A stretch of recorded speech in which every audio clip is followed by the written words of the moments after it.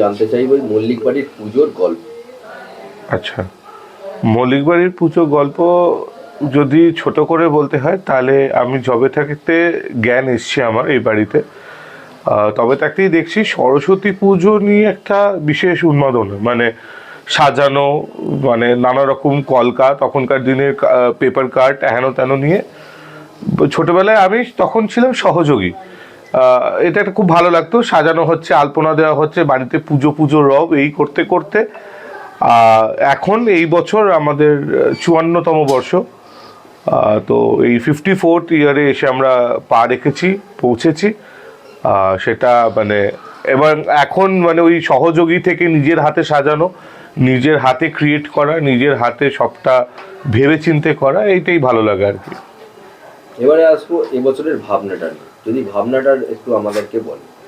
ভাবনা বলতে এবারের আমার খুব একটা সাধারণ ভাবনা, সেটা হলো মানে চৌকো ব্যাপারটা, স্কোয়ার যেটা চতুষ্কোণ নাম।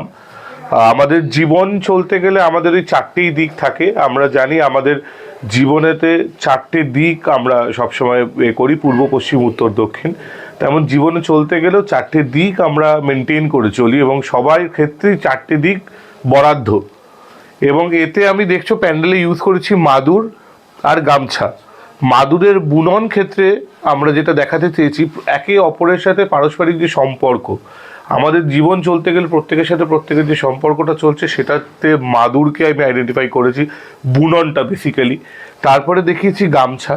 গামছা অর্থাৎ যে ছকে বাঁধা আমাদের জীবন, সেই ছকটা মানে দাবার ছক বলতে পারো, বা গামছার যে ছকটা আমরা দেখছি, সেখানে আমরা দেখছি যে ছকে বাঁধা জীবন।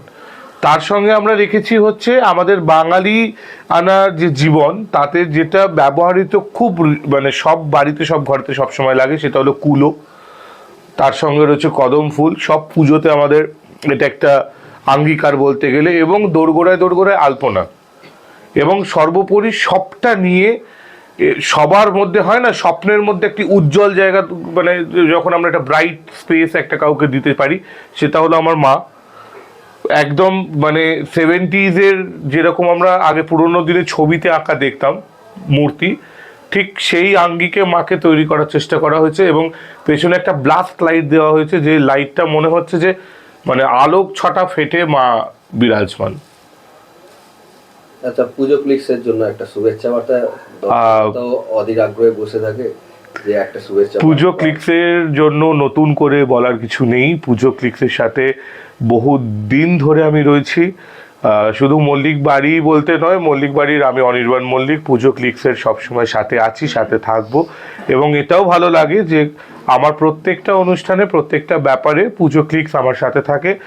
ধন্যবাদ, আপনারা আমাদের সাথে আসুন, থাকুন, এবং আগামীকাল পুজো ক্লিক্সের আরও মানে অগ্রগতি, আরও মানে জায়গা, মানে আরও উঁচু জায়গা আশা করি।